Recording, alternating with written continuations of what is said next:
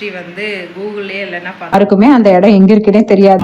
கேரளாக்குள்ள வந்துட்டோமான்னா document மட்டும் கேட்காம இருந்தீங்கன்னா சரி. அவளுக்குலாம் போகாது, காரே போகாதட்டு இருக்குது. டிஃபரெண்டான ஒரு பாலத்தை நாங்க பார்த்தோம். இது கூட்டம் இருக்காதுன்னு பார்த்தா இப்பவே 150 காருக்கு மேல. ஹாய் மக்களே, இன்னைக்கு வந்து நாங்க ஒரு டிஃப்ரெண்டான கோயிலுக்கு போக போறோம். இந்த கோயிலோட ஹிஸ்டரி வந்து கூகுள்லயே இல்லைன்னா பாத்துக்கோங்களேன். என்ன நீ சொல்ற?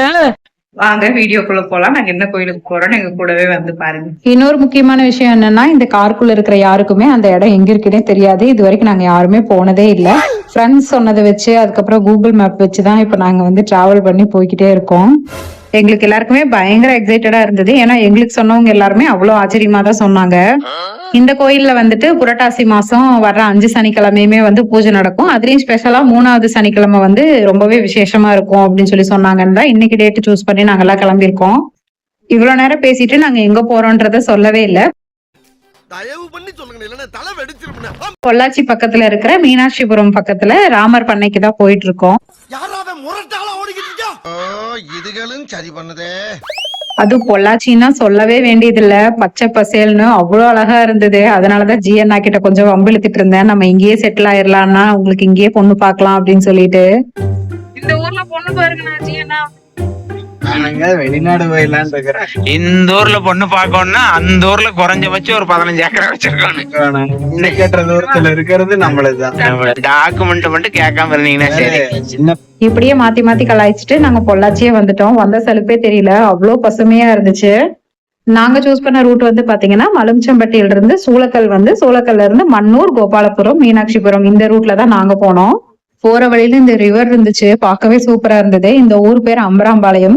நாங்க இங்க இறங்கலான்னு தான் பார்த்தோம், பட் எங்க கிட்ட குட்டி பேபிஸ் எல்லாம் இருந்ததுனால அவங்கள வச்சுட்டு இறங்குறது சேஃப் இல்லைன்னு சொல்லிட்டு நாங்க இறங்கல.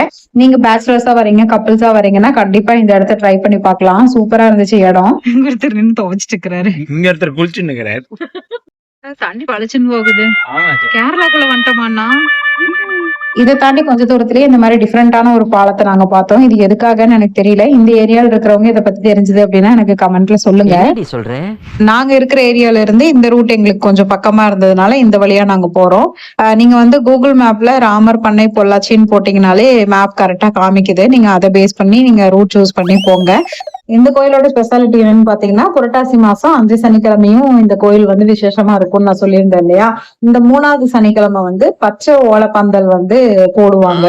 இந்த ஓலப்பந்தல் தான் வந்துட்டு அந்த வருஷம் ஃபுல்லாவே இருக்கும். நெக்ஸ்ட் இயர் தான் வந்து அந்த பந்தலை மாத்துவாங்க. சோ 3வது வார சனிக்கிழமை நீங்க போனீங்க அப்படின்னா ஃப்ரெஷ்ஷா அந்த பச்சை ஓலப்பந்தல், அதுக்கப்புறம் அதுல போட்டிருக்க மாலை அலங்காரம் எல்லாமே பாக்குறதுக்கு அவ்வளவு அமேசிங்கா இருக்கும்.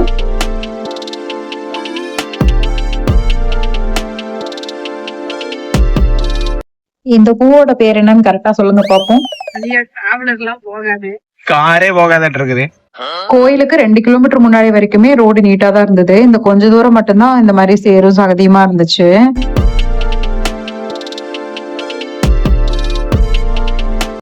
வேற எத்தனை கார் நிக்குது? கூட்டம் இருக்காதுன்னு பார்த்தா இப்பவே 150 காருக்கு மேல நிக்க இருக்குது. நாங்க ஒரு 7:15 கோயில போய் ரீச் ஆயிட்டோம். அப்பவே சரியான கூட்டம். நீங்க 2 வீலர் கார் அந்த மாதிரி வரீங்கன்னா கோயிலுக்கு நியரஸ்ட்லயே கொண்டு போய் பார்க் பண்ணிக்கலாம். டிராவல்ஸ் எடுத்துட்டு வரீங்க அப்படின்னா கொஞ்சம் முன்னாடியே வந்து நிறுத்திடுவாங்க. அங்கிருந்து நீங்க இறங்கி நடந்து போற மாதிரி தான் இருக்கும். நம்ம ஆல்மோஸ்ட் கோயில் பக்கத்துல வந்துட்டோங்க. இந்த கோயில சுத்தியுமே வந்து தென்னந்தோப்பு தான். நம்ம வர்ற வழியிலேயே தென்னந்தோப்புக்குள்ள கட்டியிருக்கிற வீடுகள்லாம் டிஃப்ரெண்டா அழகழகா இருந்துச்சு. இப்ப வந்து நம்ம கோயிலுக்குள்ள வந்துட்டோம். பாருங்க, காலையில 7:15 எவ்வளவு கூட்டமா இருக்குன்னு. இவங்க எல்லாம் இப்ப எத்தனை மணிக்கு இங்க வந்திருப்பாங்க? 7:15 அன்னதானம் எல்லாம் கூட பண்ண ஆரம்பிச்சிட்டாங்க. இந்த கூட்டம் எல்லாம் வந்து மொத்தமா அன்னதானத்துக்கு நிக்கிறவங்க. இந்த கூட்டம் எல்லாம் தான் வந்து இப்ப கோயிலுக்குள்ள போயிட்டு இருக்காங்க. இவ்வளவு கூட்டத்தையும் சமாளிக்கிற மாதிரி நிறைய லேன் போட்டு அழகா லைனா தான் விடுறாங்க. சீக்கிரமாவே அந்த லைனும் மூவ் ஆயிருது. நாங்களும் கடகடன்னு ஒரு 15 to 20 மினிட்ஸ் தான் லைன்ல நின்றுருக்கோம். நேரா போய் சாமியை பார்த்துட்டோம். இந்த இடத்துலதான் வந்து தேங்காய் பழம் அதெல்லாம் வந்து வாங்கிட்டு வந்தீங்கன்னா இங்க கொடுத்து உடைச்சுக்கலாம். நான் ஸ்டார்டிங்லயே சொன்ன மாதிரி இந்த கோவிலோட ஹிஸ்டரி வந்து கூகுள்லயே இல்ல. நான் நல்லா சர்ச் பண்ணி பார்த்துட்டேன். எனக்கு தெரிஞ்ச சிலரையும் நான் விசாரிச்சு பார்த்தேன், யாருக்குமே இது தெரியல. இந்த வீடியோ பார்த்துட்டு இருக்க யாருக்காவது உங்களுக்கு இந்த கோவிலோட ஹிஸ்டரி இல்ல எதனால இந்த வழிபாடெல்லாம் நடக்குது அப்படின்னு தெரிஞ்சது அப்படின்னா கண்டிப்பா எனக்கு ஷேர் பண்ணுங்க. இந்த அலங்காரத்தை வர்ணிக்கிற அளவுக்கு என்கிட்ட வார்த்தைகளே இல்லைங்க.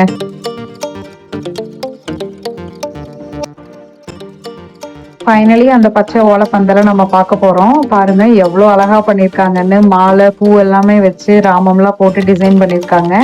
இந்த அழகா பாக்குறதுக்கு தாங்க இவ்வளவு கஷ்டப்பட்டு இவ்வளவு தூரம் வந்திருக்கோம் நம்ம. நானும் என் ஹஸ்பண்டும் 3 வருஷமா பிளான் போட்டுட்டு இருக்கோம் இந்த கோயிலுக்கு. ஒரு வழியா இந்த கோயிலை நாங்க வந்து பார்த்துட்டோம்.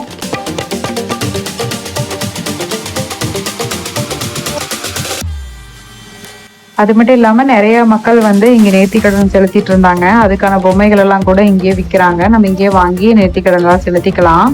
இவ்வளவும் பார்த்தாச்சு. குழந்தைங்களுக்கு எதுவும் என்டர்டைன்மெண்ட் இல்லையான்னு பாத்தீங்கன்னா அதுவும் இங்க இருக்கு. சுத்தியும் கடை வீதி எல்லாம் இருக்கு. நாங்க வந்து குழந்தைங்களோட போயிருந்ததுனால கடை வீதிக்கெல்லாம் போகல. இப்ப டிங்கு ரொம்ப குட்டி பையன்றதுனால இதெல்லாம் விளையாடுறதுக்கு அவனுக்கு தெரியாது. இனிமே நாங்க வருஷம் வரலான்ட்டு தான் இருக்கோம். நெக்ஸ்ட் இயருங்கும் போது இன்னும் கொஞ்சம் வளர்ந்துருவான்ல, அப்ப கூப்பிட்டு வந்து விளையாட வைக்கலாம்.